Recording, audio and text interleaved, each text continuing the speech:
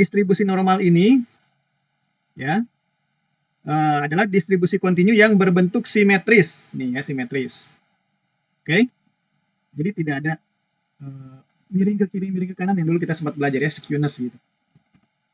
Disebutnya kurva lonceng ya, atau bell curve ya. Ini kayak lonceng bentuknya kan. Gitu. Nah, atau disebut juga Gaussian ya, Gaussian. Yang cuman terkenalnya kurva normal, ini matematikawan Jerman nih, Gaussian.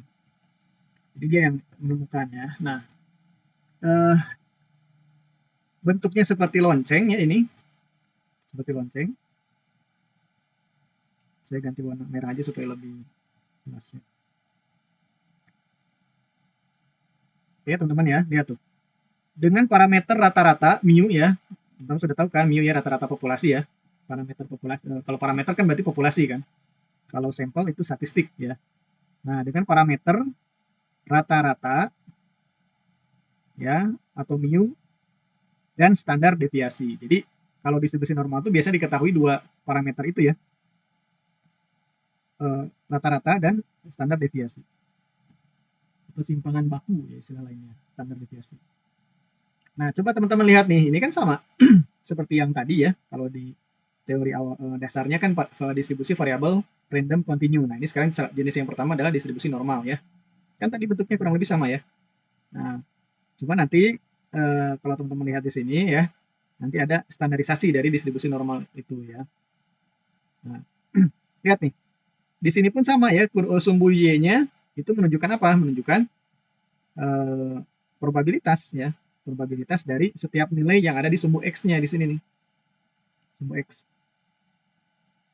Oke, nah ini contoh distribusi normal dengan mu-nya sama dengan 0 ya, mu-nya 0 dan standar deviasinya 1.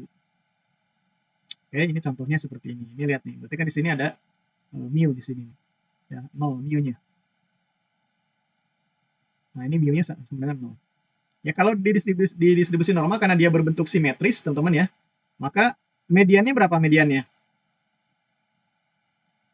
Mediannya berapa? 0, Pak. Iya, sama ya. Jadi sama dengan median. Modusnya?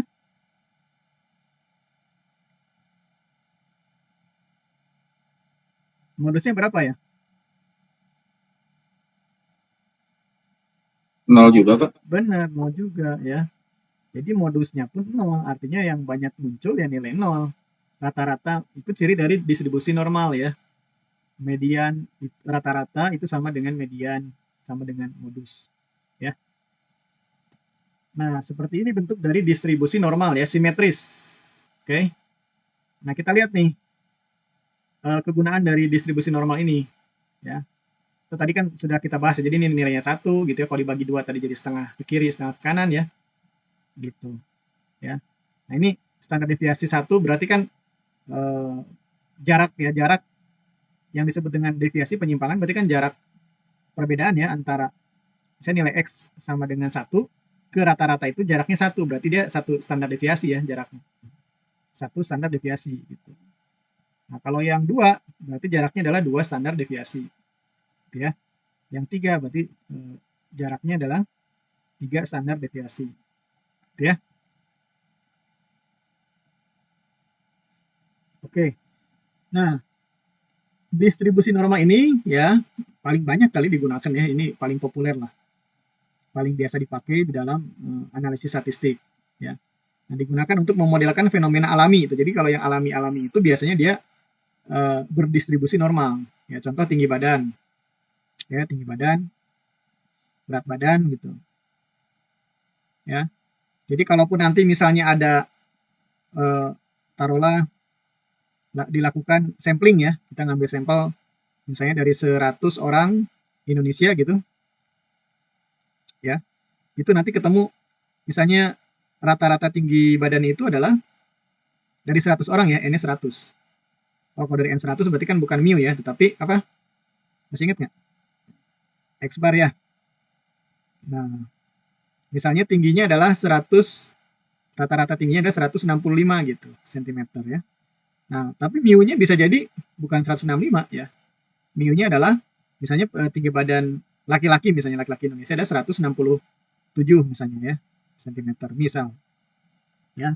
Nah ini kok bisa Pak sampelnya beda dengan populasi? Ya itu kan karena sampel dia bisa berbeda dengan populasi. Tetapi jika sampelnya semakin banyak, nah ini yang disebut dengan normalitas ya, normal, asumsi ada distribusi normal. Jadi kalau semakin banyak sampelnya, dia akan mendekati rata-rata populasinya nanti ya. Jadi si X bar itu nanti kalau semakin besar sampelnya, dia akan mendekati nilai rata-rata populasinya atau mu-nya ya. Dengan ini nih. Ya, atau nanti ada istilah central limit theorem ya. Ada teorema central limit ya. Jadi cenderung nanti akan mendekati rata-rata dari populasi. Nah, kemudian distribusi normal ini ya bisa digunakan untuk menentukan probabilitas dan batas kontrol dalam statistik kualitas gitu ya. Nah, gitu biasanya nanti ya kayak teman-teman mungkin pernah dengar istilah Six Sigma ya. Six Sigma kan gitu. Ya kan, Six Sigma berarti artinya apa? Pengendalian kualitas ya. Di mana batas kontrolnya sampai dengan Six Sigma gitu ya. Jadi sampai pada saya lupa ya berapa, mungkin bukan satu sih, mungkin 3 ya, 3 per 1 juta ya, 4 per million ppm ya, 3 ppm ya, 3 ppm atau ya per 1 juta. Jadi kalau misalnya terjadi dihasilkan produksi sebanyak 1 juta unit gitu ya, maka kemungkinan cacatnya itu 3 lah. Kalau sudah seperti ini ya, performance kinerjanya Six Sigma seperti ini, maka dia sudah standar kualitasnya sudah sangat tinggi ya. Gitu. Kemampuan kontrolnya sangat bagus ya dalam pengendalian kualitas. Kontrol kualitasnya sudah sangat bagus. Ya kalau dari 1 juta produksi, ya 1 juta produk yang dihasilkan, dia menghasilkan kurang lebih 3 pieces ya, yang cacat misalnya gitu. Oke. Jadi kalau kita lihat ada misalnya yang pabrik atau perusahaan ya, pabrik lah, dia dari 100 itu menghasilkan cacat 1, nah dia masih jauh dari si sigma ya enggak? Ya kan, apalagi kalau 10 gitu kan dari 100 cacatnya. Ya kan, ini sering digunakan untuk menentukan probabilitas dan batas kontrol dalam statistik kualitas gitu ya. Nah, jadi artinya kalau Six Sigma berarti sampai dengan Six Sigma di sini nih itu masih diterima ya, masih dalam batas normal lah ya. Secara kualitas itu dia tidak ada masalah sampai Six Sigma itu. Ya, baru di luarnya yang outliernya di luar dari itu yang tergolong tidak normal atau cacat gitu ya. Nah, kemudian distribusi normal ini ya biasa digunakan dalam analisis resiko ya dan pengambilan keputusan dalam manajemen industri ya. Jadi banyak sekali misalnya kejadian seperti resiko kecelakaan kerja gitu ya. Nah, nanti data-datanya itu dikumpulkan ya. Kemudian biasanya kalau dia modelnya model prediktif ya dibuatkan distribusi datanya ya, distribusi variabel randomnya itu ya. Kalau kecelakaan berarti kan dia discrete ya, kalau yang bukan kecelakaan misalnya jumlah nominal ya, resiko kredit macet lagi gitu ya, jumlah nominal atau ya resiko kredit macet nih, risiko kredit macet atau non performance loan ya bahasa Inggrisnya. Nah, itu jumlah nominalnya kan dia berdistribusi gitu ya, misalnya per minggu, per bulan gitu ya. Ini kan di sini X-nya, jumlah kredit macetnya nih. Ya, saya dari mulai 100 juta gitu ya, ini satuannya juta misalnya, ya, sampai 1 M misalnya gitu ya, 1000 misalnya kan, ini probabilitasnya di sini tuh ya. Kalau dia berdistribusi normal ya begini kan, nah, misalnya gitu. Ya, pada nilai berapa peluang terbesar, misalnya pada nilai taruh 500 juta misalnya gitu ya, misal gitu. Ini awalnya dari pengumpulan data ya, pengumpulan data dulu. Nah, itu jadi nanti buat pengambilan keputusan nih kalau misalnya ya taruhlah kredit macet kebanyakan ada di peluang untuk terjadinya kredit macet ya, yang paling besar nanti ada di nilai berapa gitu ya. Itu nanti kan dilakukan mitigasi resiko nanti gitu ya. Keluarannya adalah dari pengambilan keputusan adalah untuk mitigasi resiko. Gitu. Ya, bagaimana kita mencegah ya jangan sampai terjadi misalnya risiko kredit macet gitu. Oke ya, sekarang kita lihat bagaimana perhitungan ya probabilitas pada distribusi normal ya. Nanti kita akan pelajari berikut dengan contoh kasusnya. Nah, tadi kan ada probability density function ya atau fx ya. Nah, ini kita mencarinya nih. Ya rumusnya ini nih. Ya rumusnya sebenarnya apa namanya tuh jarang digunakan ya. Nanti yang sering digunakan itu adalah yang di bawahnya standarisasi yang menggunakan apa namanya itu distribusi Z atau nilai Z ya, Z score.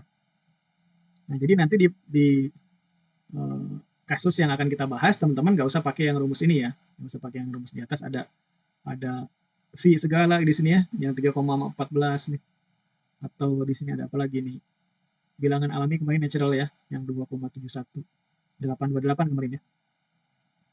Nih, nggak usah pakai yang ini ya, tapi pakai nanti yang umum dipakai yaitu adalah menggunakan Z score ya, nilai Z ya. Nah, ini rumusnya teman-teman ya, rumusnya adalah nilai Z ini ya. Jadi Z itu kurang lebih padanannya sama X ya, yang ada di sini nih padanannya. Cuman ini sudah nilai standar. Oke. Nah, Z sama dengan rumusnya adalah Z sama dengan X. X itu adalah nilai variabel randomnya ya, nilai acaknya. Ya. Kemudian mu adalah rata-rata populasi. Dan sigma atau standar deviasi. Kan tadi sudah disebutkan. Distribusi normal itu dia karakteristiknya apa nih? Nah, dia punya parameter rata-rata, mu, dan standar deviasi atau sigma. Ya. Jadi nanti kalau di soal, Anda yang penting ada tiga di sini ya, tiga ya. Tiga nilai yang dicari, X, probabilitasnya gitu ya. Kemudian ada rata-rata populasi dan standar deviasi, maka Anda akan bisa mencari nilai Z-nya atau nilai Fx-nya gitu ya. Nah, cari nilai peluang nih, peluang menggunakan tabel distribusi normal gitu ya. Jadi kita akan pelajari apa itu tabel distribusi normal. Jadi nanti kita gunakan cara manual ya dengan tabel distribusi normal dan juga dengan cara Excel ya yang lebih mudah. Begitu. Nah, ini contoh kasusnya ya. Contohnya tinggi badan mahasiswa di kelas gitu ya. Itu memiliki rata-rata di sini rata-ratanya adalah 165 cm. Berarti apanya nih parameter dari distribusi normal, apa simbolnya nih? Teman-teman. Rata-rata nih. X bar, Pak. Oke ya, di sini nggak disebutkan sampel ya, karena di sini adalah menunjukkan tidak ada sampel, dia populasi ya, populasi mahasiswa nih. Ya. Kalau disebutkan sejumlah ya, tinggi badan sejumlah 10 ya, atau sampel sebanyak 10. Nah, itu baru sampel ya. Tapi kalau tidak disebutkan ini populasi. Oke, berarti apa nih? Rata-rata mu, Pak. Mu, betul ya. Mu-nya adalah 165 cm. Dengan standar deviasi, berarti apa nih? Standar deviasinya Berarti apa simbolnya? deviasi, Pak, yang bulat. Iya, sigma ya, dibacanya sigma ya. Mana itu? Sigma. Nah, begitu bentuknya. 5 cm ya.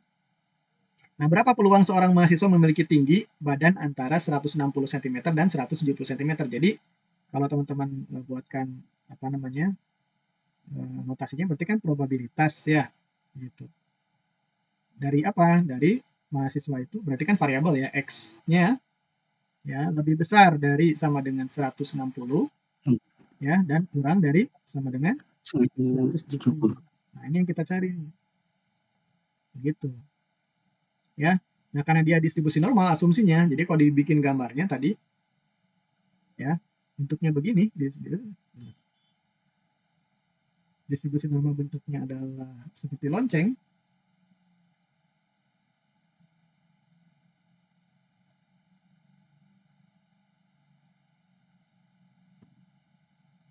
Ya, seperti lonceng begini. Maaf ya kalau nggak sempurna bentuknya. Ini pendekatan lah. Oke. Nah, ini berarti rata-ratanya 165 berarti kan di sini ya. Nah, 165 gitu. 165 gitu. Nah, ini mu-nya. Standar deviasi 5 cm gitu ya. Nah, di sini nggak perlu digambarkan, tapi yang jelas yang dicari adalah nilai X-nya. Mahasiswa memiliki tinggi badan antara 160 ya, 160. Berarti kan ya anggaplah 160 di sini gitu ya misalnya. Di sini 160 misal. Nah, sampai 170. Gitu ya. Nah, kalau seperti ini berarti ini kan jaraknya 5 nih, ya kan 5. Berarti 5 ini adalah standar deviasinya gitu. Juga sama nih 5. Jadi 1 standar deviasi. Ya. Jarak dari 170 ke rata-ratanya itu adalah jaraknya 1 standar deviasi. Ini pun sama ya 5. Nah, yang dicari oleh teman-teman itu adalah luasan kurva, luasan di bawah kurva yang mana?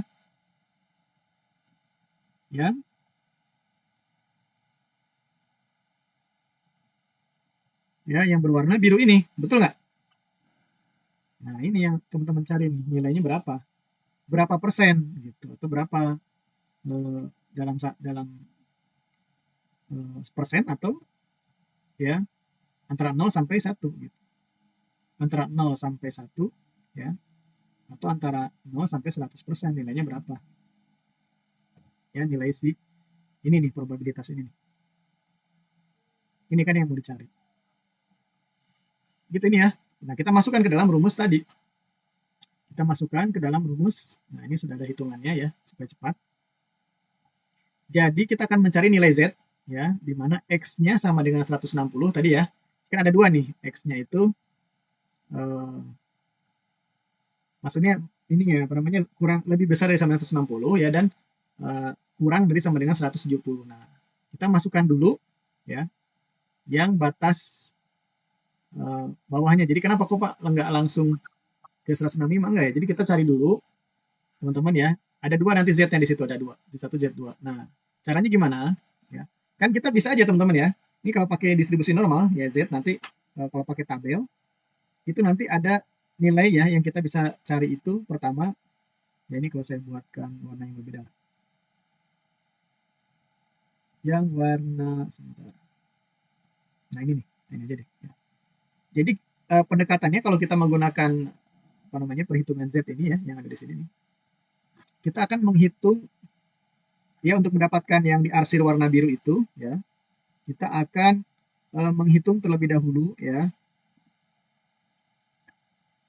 luasan yang dari 160 ke kiri ya, tapi dalam bentuk Z nanti ya. Ini kan X ya, nanti kita dalam bentuk standar Z. Cuman saya kasih gambaran aja. Jadi caranya begini, kita menghitung dulu luasan yang sebelah kiri dari 160 ya, berarti yang ini nih. Ya kan? Nah, yang coklat ya. Itu yang disebut dengan Z1. Nanti kita akan mencari nilai Z1. Z1 itu nanti yang warna coklat ini ya, berapa Z1-nya. Nah, kemudian satu lagi kita akan mencari nilai, kita akan mencari nilai luasan di bawah kurva ya. Ini kan yang coklat kan luasan di bawah kurva kurang dari 160 kan. Nah, sekarang luasan di bawah kurva kurang dari 170, berarti yang mana nih? Yang warna hijau nih semuanya. Nah, ini ya, itulah yang disebut Z2. Nah, ini berapa? Oke, berarti yang biru didapat dari mana? Selisih teman-teman ya, enggak? Iya kan? Oke, berarti Z yang akan kita cari ini, Z yang X lebih besar dari sama 90 kurang dari sama 170, ini berarti sama dengan Z2 dikurangi Z1, betul ya? Logis ya? Ya. Nah, ini. Jadi ini ya yang akan kita kerjakan nih, ini. Kita cari dulu Z1-nya. Ya, nah ini Z1 kita cari. Jadi 160 dikurangi 165, lihat tuh 160, ya, X-nya kan ada rumusnya tuh tadi. X kurangi mu per sigma. Nah, X-nya ada 160, lebih kecil dari rata-rata karena sebelah kirinya rata-rata kan. Makanya nilainya minus 1 nih. Ya kan, dibagi 5 kan, dibagi 5. 5 dibagi 5 minus 1. Sorry, minus 5 dibagi 5 minus 1. Nah, yang Z2-nya 170 berarti kan 5 dibagi 5 sama dengan 1 gitu ya. Nah. Oke, nah setelah itu setelah kita menghitung Z-score tadi ya dengan rumus standar si Z ini ya, kita kemudian akan mencari nilai probabilitas ya dari nilai Z ini ya. Jadi kan Z itu padanan dari X-nya ya, X. jadi nilai X yang sudah distandarisasi jadilah Z gitu ya. Nah, kita akan mencari berapa probabilitas dari Z ya kurang dari sama dengan 1 ya sama kurang dari sama dengan minus 1 ya. Nah, ini tadi yang Z1 kan tadi yang ini ya, yang coklatnya yang ini. Ternyata luasnya adalah segini nih atau probabilitas ya. Jadi ketika saya bilang luasan di bawah kurva itu probabilitas ya. Ya kan 0,1587 atau 15,87% luasnya ya. Gitu yang warna apa tadi? Warna Suara biru. warna biru, Warna coklat, Pak. warna coklat ya. Nah, yang ini nih. Ya, yang ini tuh ternyata luasnya adalah 15, berapa tadi? 87% ya? 87%. Kan? Nah, kemudian Z2 ya kurang dari sama dengan 1 ya. Z2 itu ya. Itu luasnya adalah 0,8413. Nanti kita cari ya dari tabel distribusi normal. Cuman ini penjelasan yang ini dulu. Jadi ini berarti kan 84,13%. Nah, ini yang luas yang mana nih? Luasan di bawah kurva yang mana? Warna apa? Yang warna hijau. Yang warna hijau, Pak. Warna hijau ya. Jadi ini warna hijau. Ini warna coklat. Ya. Nah, berarti hitung probabilitas interval antara Z1 dan Z2, ya kan? Which is adalah nilai yang ini tadi yang kita cari, X ini ya. Ya kan? Maka dia sama dengan probabilitas Z2 dikurangi probabilitas Z1 nih. Ya. Maka probabilitas ini nih yang tadi saya kasih warna merah di sini nih. Ya kan yang ini nih. Ya kan sama kan? Sama dengan 0,8413 atau 84,13% dikurangi 15,87% ya sama dengan 68,26%. Oh, jadi sekarang kita tahu ya ternyata luas. Kalau yang tadi yang hijau itu, ya nggak usah lagi lah ya, pokoknya yang biru ini nih yang biru kita cari tadi ternyata dia luasnya adalah sebesar 68,26%. Lumayan besar ya. Jadi data yang terdistribusi di antara 160 sampai 170 itu ada 68,26% ya. Begitu. Nah, sekarang kita baru ke tabel distribusi normal ya. Cara nyari sini ya. Oke. Kita akan mencari nilai Z yang minus 1 dulu ya. Z minus 1 berarti kan kita nyarinya yang ke bawah nih ya. Z minus 1 kalau plus ke kanan ya. Nah, ini untuk ininya apa namanya? Kan ada minus ada plus ya. Plusnya di ini plusnya di bawah nih. Ini minusnya yang di atas nih. Kita lihat yang minus 1 nih. Berarti yang ini nih, minus 1. Kelihatan nggak teman-teman ini kursor saya? Jelas, Pak. Ya. Minus 1 bukan minus 1,1 ya. Atau kalau minus 1,1 yang ini nilainya nih. Ya, kalau minus 1 saja yang ini nilainya ya. Oh iya, sama. 0,158. Sama ya? Iya, Pak, sama, Pak. Nah, ini kan 0,1587. Jadi di gambarnya juga kan yang diarsir tuh dari Z diarsir ke sebelah kiri itu nilainya 0,1587 ya. Nah, kemudian kita cari yang Z sama dengan 1 di bawahnya nih di halaman berikutnya. Nah, ya yang berarti yang ini nih. Oh, ini sorry, ini dia yang sebelah kanannya ya.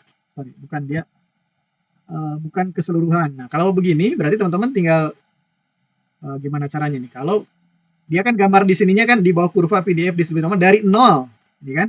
Ya, sampai dengan Z. Berarti dari 0 ini kan? Ya, dari mu-nya kan? Sampai Z.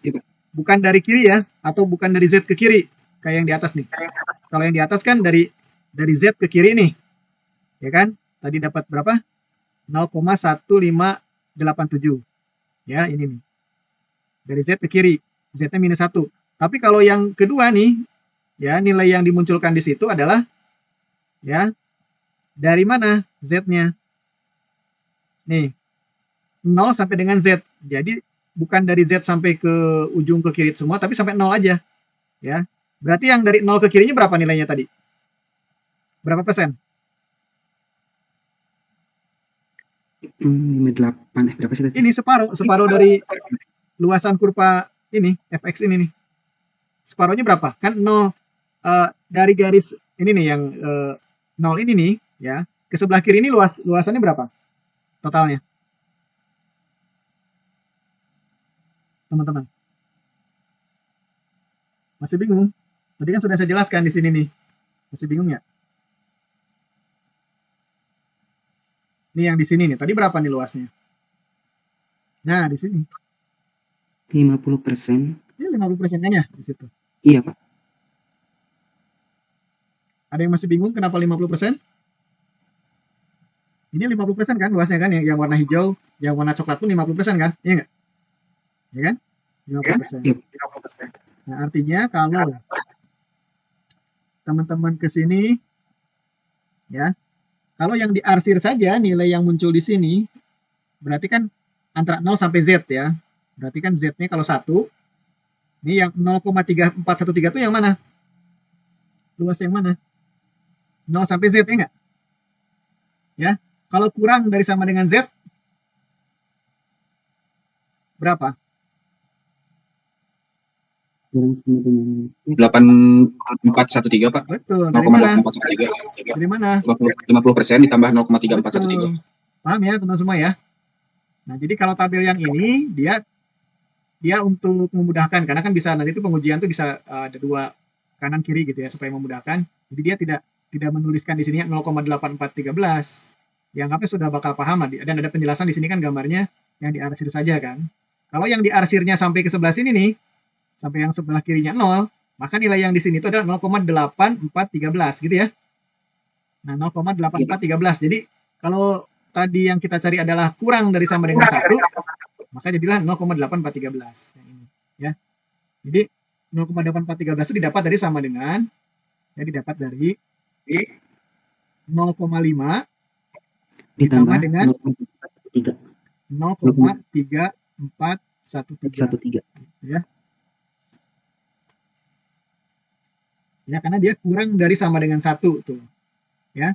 Kalau 0,3413 Z-nya adalah kurang dari sama dengan 1 tapi lebih besar dari sama dengan yang ini. Negatif 1. Lebih besar dari sama dengan Negatif 1, Pak. Hah? Kurang dari sama dengan 1 Z-nya tapi lebih besar dari sama dengan 0 berarti, Pak. 0 kan tadi gambarnya juga 0 di sini tuh. 0 kan? Iya. Nah, kalau yang ini berarti Z-nya kurang dari sama dengan 0 ya. Nah, gitu. Yang ini nih. Oke ya. Kita jadi udah dapat ya luasan dari yang warna biru, yaitu 68,26%. Ya. Ini 68,26%. Oke, paham ya? Nanti kita coba lagi dengan contoh soal yang berbeda ya. Berapa probabilitas mahasiswa itu yang ini nih X-nya. Yang ini nih saya kasih warna biru ya, yang ini nih. Probabilitas X-nya lebih besar dari sama dengan 170. Berapa probabilitasnya? Yang ntar saya kasih warna yang agak, nah yang ungu deh. Nah yang ungu ini, yang ungu berapa nih? White, Pak. Tadi kayaknya X benar. gila. Berapa? 0,1587, Pak. Benar. Dari mana hitungnya? Karena kan itu Satu untuk dikurangi. Satu dikurangi? itu, Pak, yang apa dikasih 1. Iya, 0,813. Ini. Ya, sama dengan 0,15 berapa? 87. 0,1587 0,1587. atau 15,87%. Kan gitu.